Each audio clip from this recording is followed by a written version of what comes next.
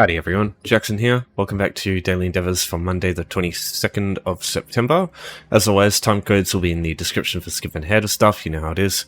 This set here, everything's pretty good except for Battlegrounds with the Guildmate. I would avoid this like the plague, because it's going to take way longer than any of these other options here.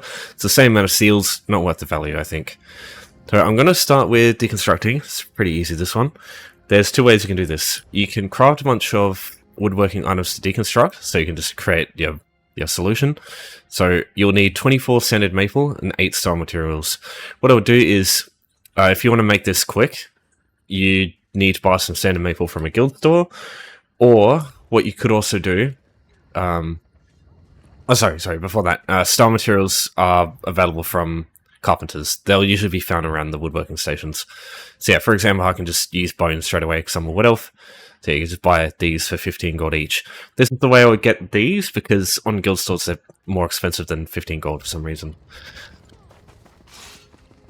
Now, what you can also do to get yourself some woodworking items without having to craft them or steal them, because in Oridon and places like this, you have to steal them. And yeah, you can get a bounty by doing that. If you're going to do killing people, you're probably going to get a big bounty anyway, unless you know what you're doing. So yeah, maybe don't worry about that too much. But yeah, what you want to do to get this done without a bounty is go to Imperial City and queue for this.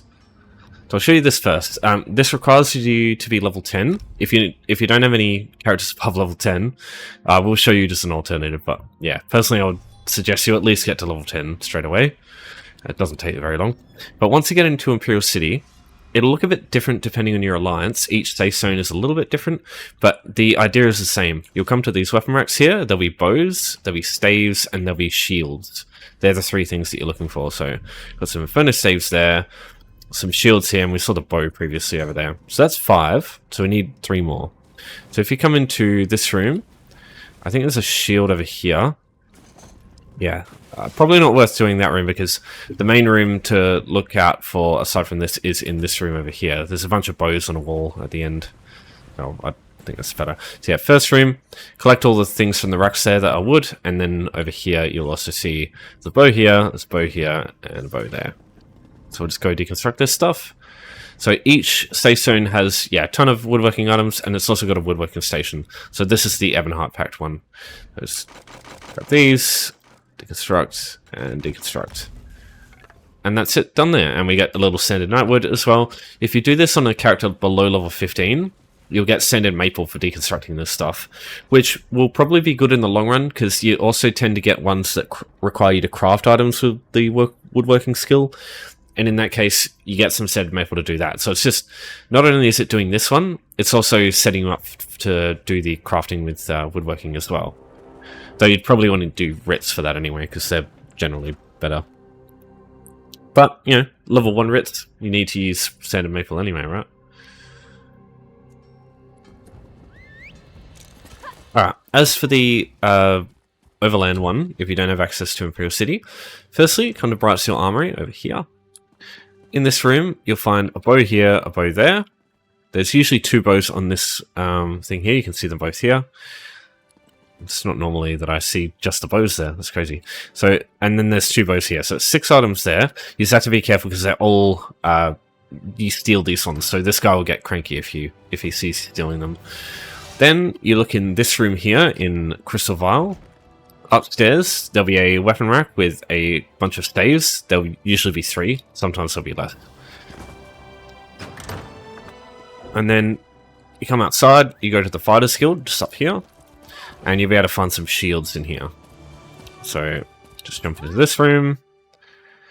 On the right, there's a shield as soon as you get in. And this person doesn't actually exist, apparently. So you can just take the shield in front of her, and she doesn't care. And yeah, you've got a bunch of shields over here that you can take too. So that will usually be more than enough to get 8 items that you can deconstruct. So yeah, same thing. Just go to Woodworking Station, deconstruct. There's a nutwood shield, and the maple that you, or whatever wood that you get, or whatever items that you get from doing the, like, deconstructing the stolen stuff, it converts to non-stolen materials. So that's kind of a way to fence things without having to, or launder things without having to use any of your laundering slots. If you're not scared of bounties, or if you have a Nightblade with the shadowy disguise morph of Shadow Cloak, what you can do is come to this stall here, because there is like usually more than 8 items in just this stall. So it just means that you can get all that. The woodworking station is over here, and just means that you can get it done super duper quick. Because yeah, Skywatch here just has a ton of shit. So yeah, there's the woodworking station there. Yeah, you got other stuff that you can take as well. Seriously, if you're in cloak like this, you can just take stuff, and yeah, apparently nobody can see you do it.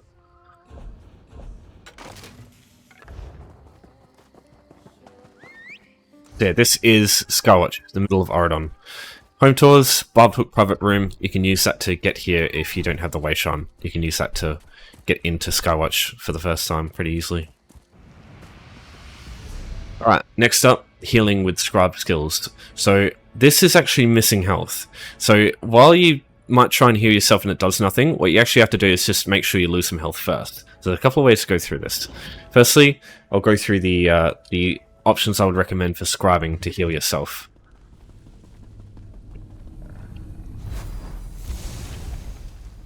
So I'd say the cheapest and quickest one to get early on is going to be Wield Soul, scribed to, you want healing, you want either Sage's Remedy or Druid's Resurgence. I like Druids more on non-Nightblades, but Nightblades, Sage's Remedy is great, because you have an ability that gives you shit tons of resources anyway, that costs health. So the two can be used symbiotically together. And then Vitality, if you can get this as well. You get this a little bit further into the quest line. But yeah, Wield Soul comes from the very first quest. Sage's Remedy and Healing comes from the Wing of the Indrik, which is it's the next quest after the first quest. So it'll probably take you 30 minutes to an hour. But the thing is, while that does take some time, once you have that set up, from that point, it's like so easy to do it. Like it only takes like a couple of minutes once you've got that. So you're spending an hour of one-time thing, and then just super duper quick after that. The other option, the one I prefer to use, is Banner Bearer. Get Sage's Remedy on this, and if you can get Immobilized by doing the Major Skill dailies, use this, because what Immobilize does is it costs you health, and Sage's Remedy gives you health. So you take away your own health, and you give yourself health through Banner Bearer. So what I like to use is, if you've got it, probably go the Affix that gives you crit chance, or the one that gives you courage for weapon and spell damage, because those affect your healing done, so you can use those. But yeah, other than that, just yeah, whatever you can find here is fine. So yeah, that's my setup of a banner. If you don't have Immobilize, there's also another thing. Probably Restore Resources is the next best, but anything after that doesn't really matter. But yeah, Sage's Remedy is a must. That's like the main thing with this one. Yeah, so Restore Resources, you get Sage's Remedy, and you can use another skill alongside that to make it work. Those are honestly the only two I would use. I think anything else is like complicating matters too much. But yeah, now we want to talk about things to use to remove your health. So firstly, everybody will have access at level 10 to Blood Altar. That's what I'd recommend you use, should you not have a Nightblade. You can get Blood Altar by going to Gluttonumbra. It's probably the quickest way to get it. Go to Rosie Lion. Where the Tribute Club icon is, there'll be a female orc on the bottom floor who not the bottom floor, sorry, like the main floor when you get in. She'll have a quest for you. Just accept the quest, that'll unlock the skill line, and Blood Altar will be unlocked. You just need the skill point at that point to use it. However, there are some other ones that I suggest. Nightblade, if you have siphoning attacks, use this. It takes away health and gives you resources, while using Wield Soul or Banner Bearer takes away, well, not really, yeah, Banner Bearer is a bit more complicated, but Wield Soul takes away your resources and gives you health back. So you use Siphoning to take your health away, use Magical Soul to get it back, or Healing Soul.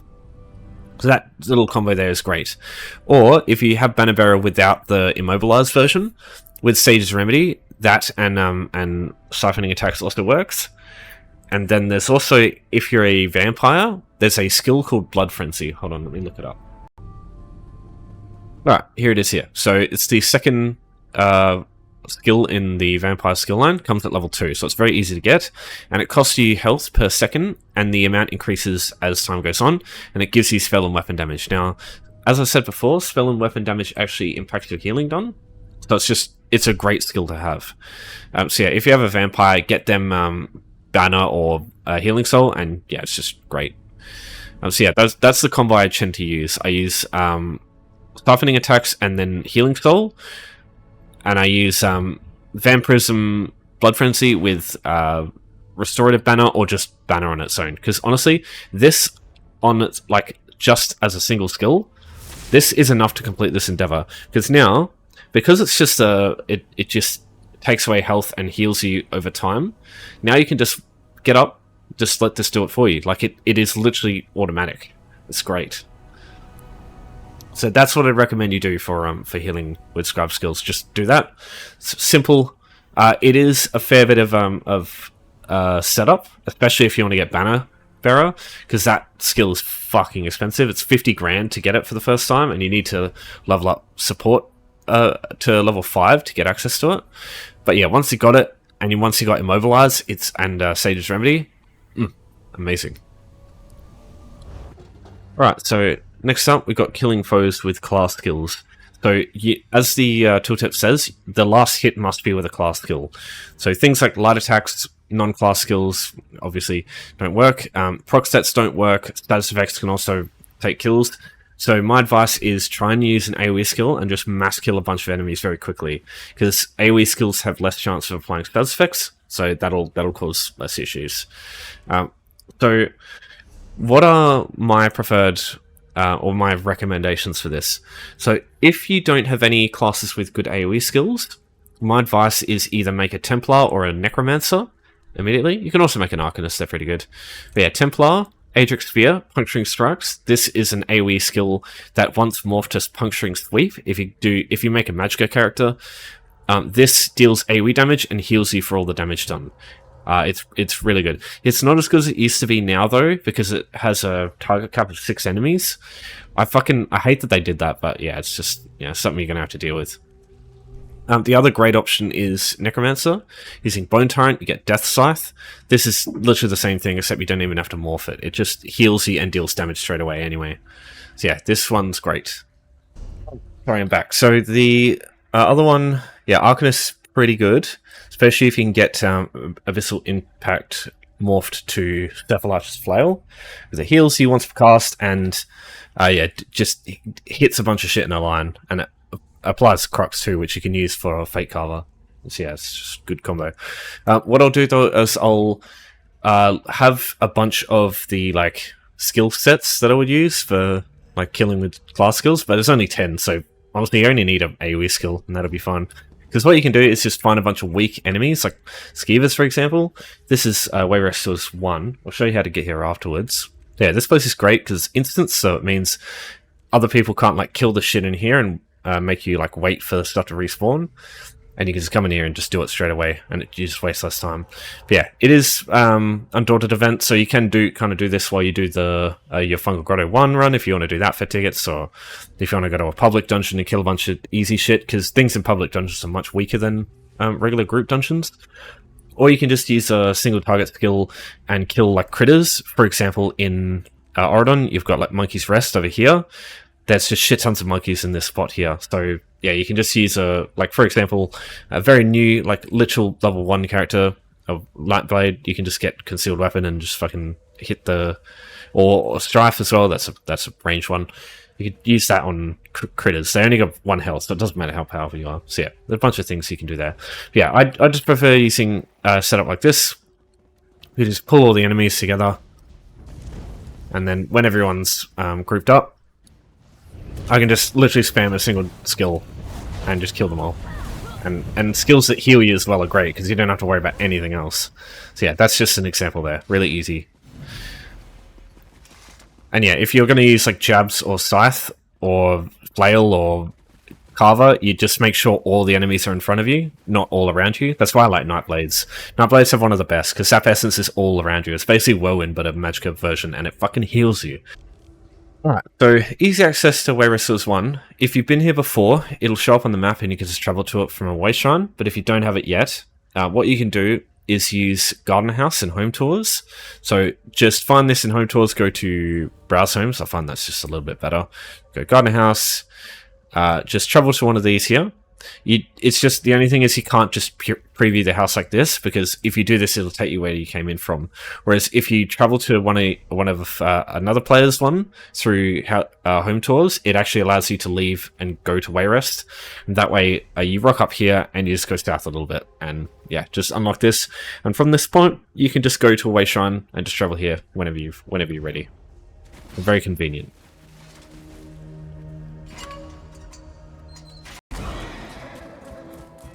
Alright, next let's take a look at killing people, citizens of Tamriel. So anybody with this white outline here is considered to be a citizen. So if I just go over here and kill this one,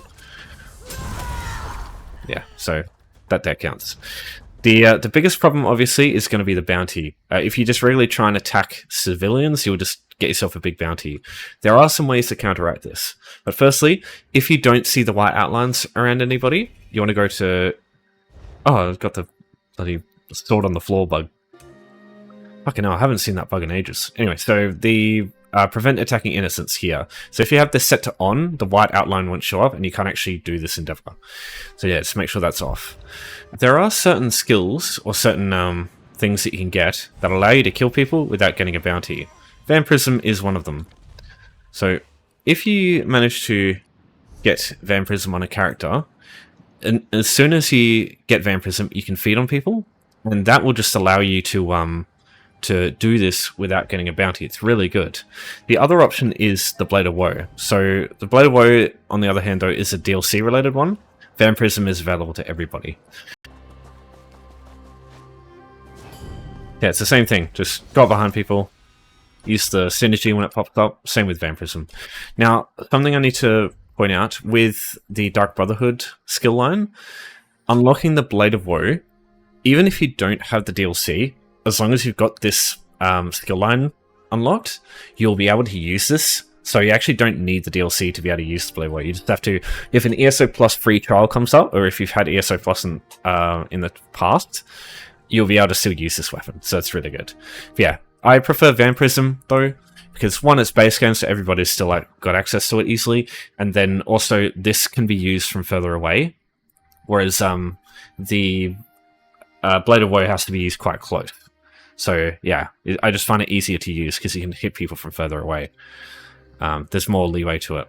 But yeah, so those are the two I would suggest. Now, one last thing I would suggest is, if you are going to do this, I would advise picking an area that has a bunch of enemies, or like a bunch of civilians that are hard, like they're not near anybody, or there are times where they're not near anybody. Oridon is great for this, but unfortunately Oridon is like the most used location for this. So I'll just go through some areas here that have a person on their own. This guy here, Akuz the Beachwalker, is great. Unfortunately the watch one there can't be bitten or killed. These people here wouldn't suggest targeting them. This person here can be targeted. Usually you can actually kill this person without them spotting you. If it lets me do it. One game. There we go. Yeah, see what I mean? You can just do that too. There's also this person and this person. Usually you'll be able to get them both. As long as you get this one first, you should be able to get two of them here. And yeah, you've got the guy at the edge here. You got this guy. If this guy's dead, just look for if the Khajiit is up here. If she's not, when he walks out here, you can kill him and not get a bounty. When this Khajiit is over there, she also can be killed without any repercussions. Got this one over here. This one can always be killed without repercussions all the time. Same with Mazram over here. They're fine. Up here, there's this person here can also be killed, usually with no repercussions.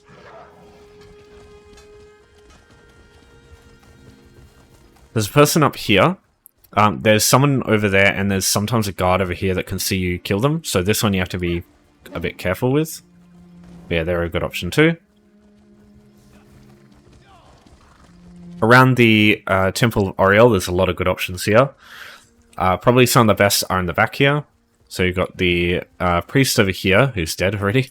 You've got the woman up here. Usually you can kill her with no repercussions. And then same thing with the priest over here. This one can also be killed with little repercussions. Same with some of the people around here. You just gotta try and find them when they're not near anybody. There's also Jalago over here. There's Angalanwen as well, who can be killed without repercussions. Eveline Levis as well, or Levis. She can be killed if you go over here. You can actually bite her from here. It's just a bit janky. You just have to hit her in the right spot. There.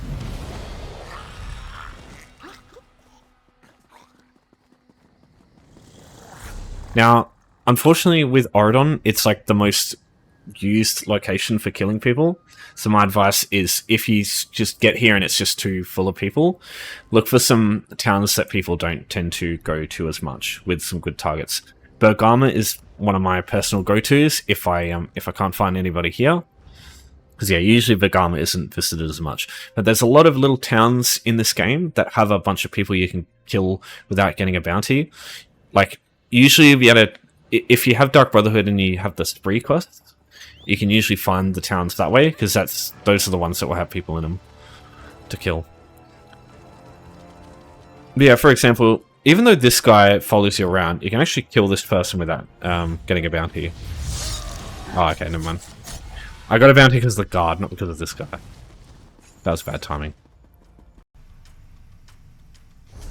Yeah, Bergama, there's like people out here that can be killed sometimes without getting a bounty. You just gotta know where to look.